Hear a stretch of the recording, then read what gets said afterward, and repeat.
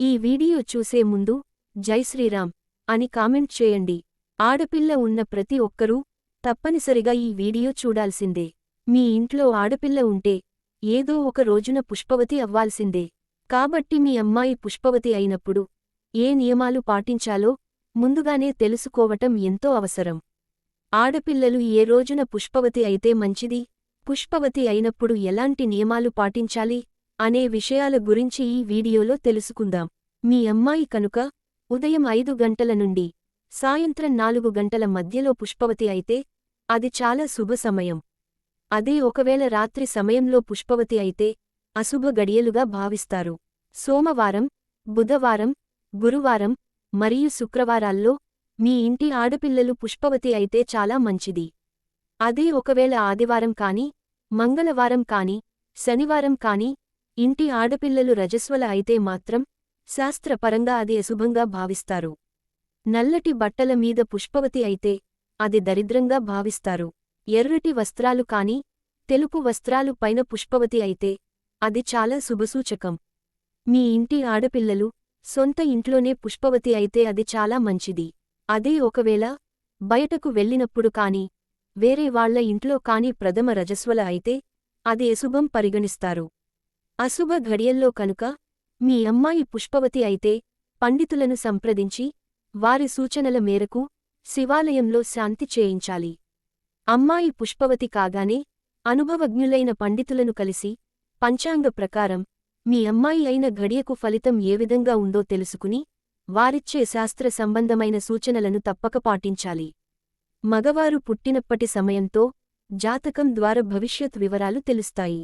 కాని అమ్మాయిలకు మాత్రం పుట్టినప్పుడు తెలిసే విషయాలకంటే పుష్పవతి అయిన సమయంతోనే తమ భవిష్యత్ అనేది సంపూర్ణంగా తెలుస్తుంది. అయితే పండితులను సంప్రదించిన తర్వాత శుభ ముహూర్తం కనుక్కొని ఏ సమయంలో అమ్మాయిని కూర్చోబెట్టాలో తెచ్చుకోవాలి. వర్జ్యం లేకుండా మంచి సమయం చూసి అమ్మాయిని నేలపై కూర్చోబెట్టాలి.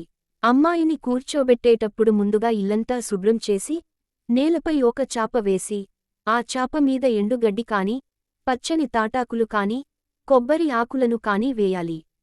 చాపమీద తాటాకులు వేసేటప్పుడు తప్పకుండా 5 ముత్తైదువులు కలిసి వేయాలి.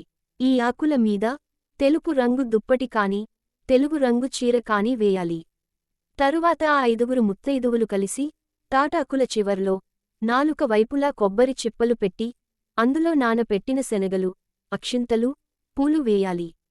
తరువాత తాటాకులతో ఒక చిన్న బొమ్మలాగా తయారుచేసి ఆ బొమ్మకు చీర కట్టి, బొట్టు పెట్టి పుష్పవతి అయిన అమ్మాయి చేతిలో పెట్టాలి. పుష్పవతి అయిన అమ్మాయికి పొడుగు బొట్టు పెట్టాలి. గుండ్రంగా ఉండే బొట్టు మాత్రం అస్సలు పెట్టకూడదు. పుష్పవతి అయిన అమ్మాయి ముఖానికి నిండుగా పసుపు రాసి, కాళ్లకు కూడా పసుపు రాసి పారాణి పెట్టాలి. తరువాత తెలుపు రంగు ఓణీ కట్టి తాటాకుల మధ్యలో పుష్పవతి అయిన అమ్మాయిని కూర్చోబెట్టాలి.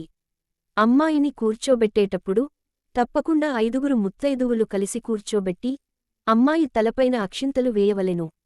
పుష్పవతి అయిన అమ్మాయిని కూర్చోబెట్టేటప్పుడు తూర్పు దిశలో మాత్రమే కూర్చోబెట్టాలి. అమ్మాయిని కూర్చోబెట్టిన తర్వాత తాటాకుల మీద 5 చిమ్మిరి లడ్డూలు వేయాలి. తర్వాత పుష్పవతి అయిన అమ్మాయికి 3 చిప్పల నిండా నెయ్యిని తాగించి 3 చిమ్మిరి లడ్డూలను తినిపించాలి. తర్వాత ఇంటికి వచ్చిన ముత్తైదువులందరూ అమ్మాయికి హారతి ఇచ్చి కుంకుమ బొట్టు పెట్టి అక్షింతలు వేయాలి. అమ్మాయికి హారతి ఇచ్చేటప్పుడు మంగళకరమైన పాటలు పాడాలి. చివరగా ముత్తైదులకు తాంబూలాలు ఇచ్చి పంపించాలి. పుష్పవతి అయిన మొదటి 3 రోజులు పులగన్నము వండిపెట్టాలి. పులగన్నం ఎలా వండాలంటే బియ్యంలో పెసరపప్పు వేసి వండాలి. ఒక మూకుడులో విస్తరాకు ఉంచి ఆ అన్నాన్ని అమ్మాయికి పెట్టాలి. అన్నములోకి బెల్లము ముక్క కాని, పంచదారతో కాని తినాలి. తరిగిన పదార్థాలు అస్సలు తినరాదు. పుష్పవతి అయిన అమ్మాయి పుల్లలు తుంచటము, ఏవైనా గిల్లటం వంటివి చేయకూడదు. అరటి పండును మాత్రం అసలు తినకూడదు. పుష్పవతి అయిన 3 నెలల వరకు అరటిపండును తినకూడదు. ఆడపిల్ల పుష్పవతి అయినప్పుడు బట్టలు మార్చుకోకూడదు. అవే బట్టలతో 3 రోజులు నేలపైన కూర్చోవాలి. ఎవరిని తాకకుండా జాగ్రత్తగా ఉండాలి. మొదటి 3 రోజులు పుష్పవతి అయిన అమ్మాయి కాటుక పెట్టుకోకూడదు. స్నానం చేయించకూడదు. పగలు పూట నిద్రపోకూడదు. నేలపైన గీతలు గీయకూడదు. మొదటి 3 రోజులు ఉదయం సాయంత్రం అమ్మాయికి హారతి ఇచ్చి చిమ్మిరి లడ్డూలను తినిపించాలి. ఇక తినకూడని పదార్థాలకు వస్తే వంకాయ, గోంగూర, తరిగిన ఆహార పదార్థాలు, అరిసెలు, జున్ను తినకూడదు. ఆవు పాలు, పెరుగు, మజ్జిగ ఉపయోగించరాదు. చిమ్మిలి ముద్దలు, స్వీట్లు తినవచ్చును. పరమాన్నం తినవచ్చు. కారంగా ఉండే ఆహారం అస్సలు పెట్టకూడదు. అమ్మాయి పుష్పవతి అయినప్పుడు చిమ్మిరి లడ్డూలను ఎంతమందికి దానం చేస్తే అంత మంచిది. ఏదైనా గుడిముందు ఉన్న వాళ్లకు చిమ్మిలి ముద్దలు పంచవచ్చును. వరుస స్నానము ఎప్పుడు చేయించాలంటే 4, 7, 9, 11 రోజులలో స్నానం చేయించాలి. ముత్తైదువుల చేత 4వ రోజున అమ్మాయికి స్నానం చేయించాలి. అమ్మాయికి స్నానం చేయించిన తర్వాత గదినంతా శుభ్రంగా తుడిచి పసుపు నీళ్లు చల్లి శుద్ధి చేయాలి. 4వ రోజున అమ్మాయికి స్నానం చేయించిన తర్వాత 5గురు ముత్తైదువులను పిలిచి భోజనాలు పెట్టాలి. భోజనాల్లో తప్పనిసరిగా ఒక పులుసు కూర, ఏదైనా ఒక పచ్చడి, ఒక స్వీటు, పప్పు, బచ్చలి కూర, అట్లు ఉండేలా చూడాలి. భోజనం తర్వాత ముత్తైదువులకు తాంబూలం ఇచ్చి జాకెట్ ముక్కలను పెట్టాలి. 4వ రోజున అమ్మాయికి భోజనం పెట్టేటప్పుడు అన్నంలో అట్లు వడ్డించాలి. అలాగే కొబ్బరి పొడి, అప్పడాలతో భోజనము పెట్టాలి. 11వ రోజున అమ్మాయికి గాజులు వేసి ఆ రోజున బంధువులను పిలిచి భోజనాలు పెట్టాలి. ఇంటికి వచ్చిన ముత్తైదువులందరికీ 2 గాజులను పంచి పెట్టాలి. ఇక తిథుల పరంగా తీసుకున్నట్లయితే తదియ, పంచమి, సప్తమి, దశమి, ఏకాదశి, త్రయోదశి, పూర్ణిమ. ఈ తిథుల్లో పుష్పవతి అయితే చాలా మంచిది. ఈ తిథుల్లో కాకుండా వేరే తిథుల్లో కనుక పుష్పవతి అయితే అటువంటి సమయంలో కొన్ని ప్రత్యేకమైన శాంతి హోమాలు చేయించుకోవాలి.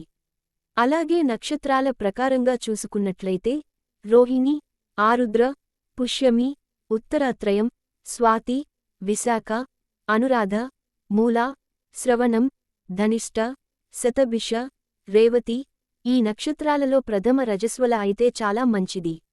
అలాగే వస్త్రాన్ని బట్టి కూడా ఫలితం ఉంటుందట. మొదటిసారి పుష్పవతి అయినప్పుడు తెలుపు రంగు వస్త్రం ఉన్నట్లయితే అది చాలా మంచిది. అలాగే సూర్యగ్రహణం ఉన్నప్పుడు గాని, చంద్రగ్రహణం ఉన్నప్పుడు గాని, సంక్రమణ రోజున గాని, దుర్ముహూర్తంలో ప్రథమ రజస్వల అయినప్పుడు దానికి సంబంధించిన శాంతి చేయించుకోవాలి. అమ్మాయి మొదటిసారి పుష్పవతి అయిన తర్వాత మరలా 2 సార్లు నెలసరి వచ్చేంతవరకు ఊరు పొలిమేర దాటకూడదు. ఈ వీడియో మీకు నచ్చితే లైక్ చేసి సబ్స్క్రైబ్ చేయండి.